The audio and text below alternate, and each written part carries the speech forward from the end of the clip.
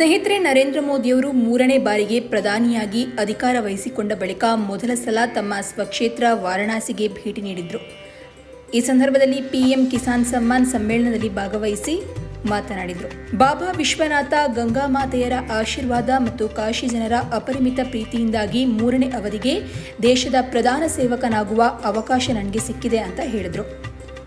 ಇನ್ನು ಗಂಗಾಮಾತೆಯು ನನ್ನ ಆಕೆಯ ಮಡಿನಲ್ಲಿ ಇರಿಸಿಕೊಂಡಿದ್ದಾಳೆ, ನಾನು ವಾರಣಾಸಿಯ ಭಾಗವೇ ಆಗಿದ್ದೇನೆ ಅಂತ ಮೋದಿ ಹೇಳಿದರು. ಇನ್ನು ಸ್ನೇಹಿತರೆ, ನರೇಂದ್ರ ಮೋದಿಯವರು ಸಂಜೆ ದಶಾಶ್ವಮೇಧ ಘಾಟ್ಗೆ ಭೇಟಿ ನೀಡಿ ಗಂಗಾ ಪೂಜೆಯನ್ನು ನೆರವೇರಿಸಿ ಗಂಗಾರತಿ ಕಾರ್ಯಕ್ರಮದಲ್ಲಿ ಪಾಲ್ಗೊಂಡ್ರು.